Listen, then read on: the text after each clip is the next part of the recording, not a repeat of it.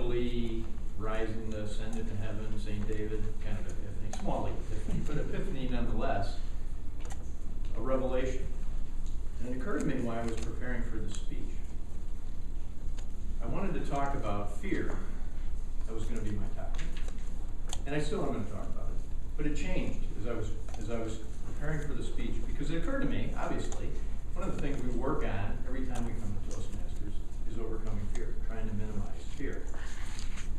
And it occurred to me that while we work on gestures and body language, intonation, eye contact, fear is the big thing. In fact, we all know, everybody says, what's your biggest fear? Fear of public speaking.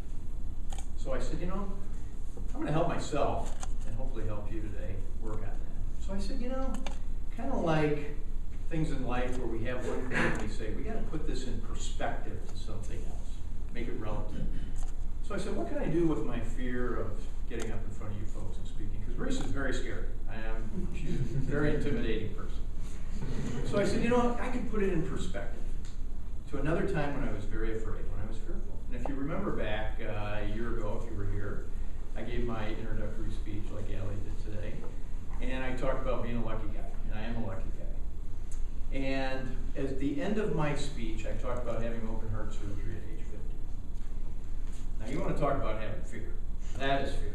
You know, think about going down on the gurney down the hall, you know, the lights in the hallway are going like this, and you get to the surgery suite doors, and they look a lot like the gates to heaven. You hope they're heaven. And you don't know, literally and figuratively, what's on the other side of those doors. I don't know if I'm coming out, if I'm going to be the same person, if I'm going to be a different person. Will I be able to do the same things? Will I even come out? Will I even be alive? Now that, ladies and gentlemen, is fear. So that helps put it in perspective, because that is knee knocking, hand shaking, body trembling, teeth tattering, fear. So as I was preparing this week, I said, you know what? Boy, standing up here for all of us is nothing compared to some of the worst fears we've experienced. So that was number one, but that wasn't the epiphany. Number two was, how do we practice? Practice makes perfect, right? Well, sometimes we practice, but we don't always practice the right way. So it reminded me of a time when I was afraid and I had some performance anxiety, and I ended up, fortunately, practicing the right way. About 10 years ago, my boss called me into her office on a Monday and said, Dave, what are you doing this weekend? Are you available? I said, yeah. You know, pretty common in banking, because banks sponsor a lot of things during the weekends, and so I didn't know if I was judging a hot dog eating contest, giving a Cub Scout pack an award, making a speech, whatever, but I knew I was doing something. She said, well, great, I'm glad you're available. You can throw out the first pitch at the Cleveland Indians baseball game this Saturday. I was like, wow, great, unbelievable, this is awesome. Dream come true, I love sports, this is great. I get to throw out the first pitch, in front of 40,000 people. It may be a televised audience, and I don't know, oh boy. So then, of course, I told my good fortune to my friends, my good friends, who said, hey, don't throw it in the dirt. Don't one hop into the catcher. Don't throw a wild pitch. Don't throw it over his head.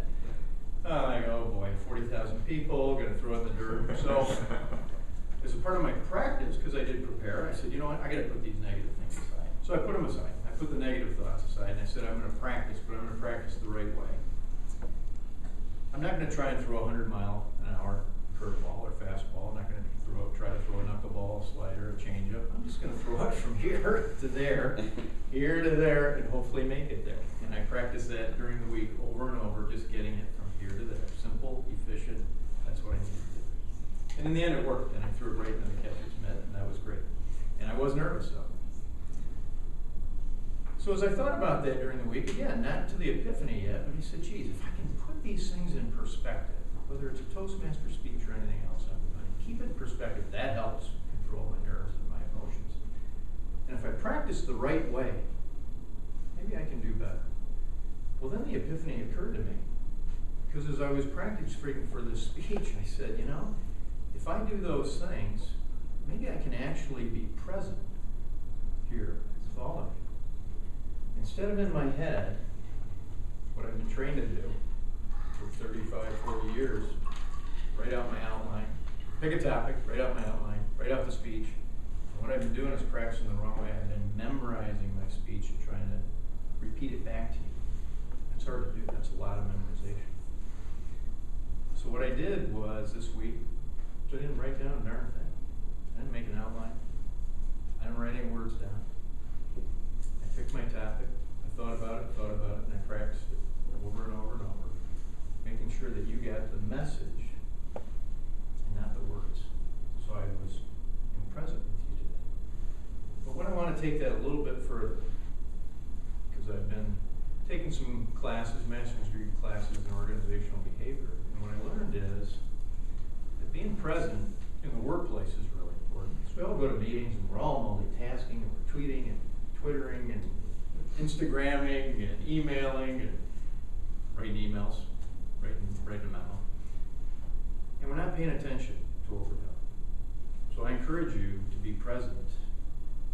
And I don't do this from a prayerful standpoint, but I want you to pay attention. Pay attention today when you're in a meeting. Give the people your undivided attention. But more importantly, this weekend, give your spouse or your significant other present when you're talking with them. For your kids,